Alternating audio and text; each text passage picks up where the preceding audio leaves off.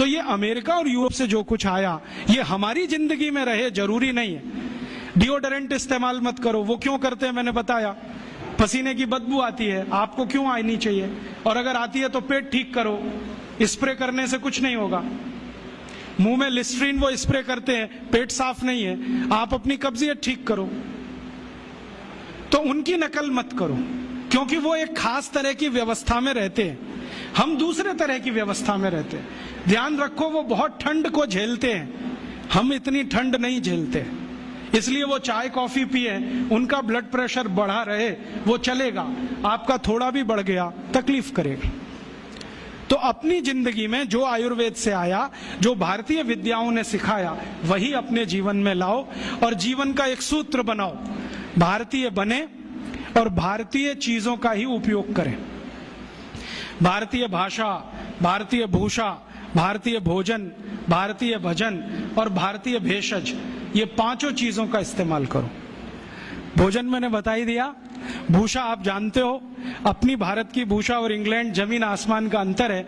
वो ठंड वाले जगह रहते हैं, टाई सूट पहनना उनके लिए मजबूरी है, हमको टाई सूट पहनने की कोई मजबूरी। अगर 50 डिग्री तापमान में हम सूट और पैंट और टाई पहन के घूमें तो मूर्खों के मूर्ख ही दिखेंगे। बहुत लोगों को मैंने देखा है, शादी करने जाते हैं, घोड़े पे चढ़ते हैं, टाई और 3 पीस सूट पहन के बैठते हैं, जून के महीने में भयंकर गर्मी में सुपर इडियट बन के जाते हैं।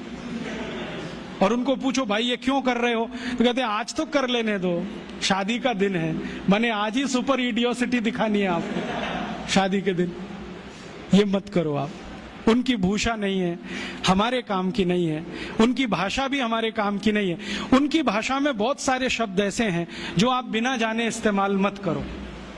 जैसे कई बार मैं कई लोगों के घर में जाता हूं, अधकचरे लोग पता है कैसी बात करते हैं, ओ Rajiv Dixit, she is my Mrs. तो मैं पूछता हूं really she is your Mrs?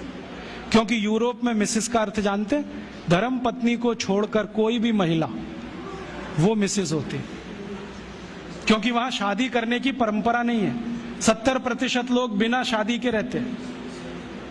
ऐसे ही वो मिस्टर बात करते हैं, हम क्यों करें? वो आंटी अंकल बोलते हैं क्योंकि उनके यहाँ कोई रिलेशनशिप नहीं है, परिवार नहीं है, तो परिवार संस्था के कारण संबंध नहीं है। हमारे यहाँ चाचा है, चाची है, मामा है, मामी है, मौसा है, मौसी है। भारतीय भाषा में थोड़ी दम ज्यादा है, इसका ही जीवन में। तो भारत की भाषा, भारत की भूषा, भारत का भोजन, भारत का भजन, भजन माने संगीत, भारतीय संगीत। ये रॉक और पॉप इसमें मत फंसो, ना तो कर्ण प्रिय है ना शरीर के स्वास्थ्य के लिए अच्छा है। भारतीय संगीत इतना स्लो, इतना मधुर कि आपको म्यूजिक से ही बहुत सारी बीमारियां ठीक हो जाएं। आपको मालूम है कभी म्यूजिक थेरेपी रहा है इस देश में, तो वो तो इतनी ऊंचाई वाला है। तो भारतीय भजन और भारतीय भेषज माने औषधि, जितना बने उतना जीवन में आप करो, दूसरों को करने के लिए प्रेरित करो। तो एक दिन ये विदेशी विद्या चली जाएगी, और ये गई तो फिर इस देश को निरोगी रखना, निरापद रखना आसान हो जाएगा। और तब शायद ये सिद्ध होगा, सर्वे भवन्तु सुखिनः, सर्वे सन्तु निरामया, सर्वे भद्राणि पश्यन्तु, माँ कश्चित् दुःख भाग् भवेत्। तो ऐसा मैं आपसे निवेदन करता हूं, आप इसको स्वीकार करें और दूसरों को स्वीकार करने के लिए प्रेरित करें।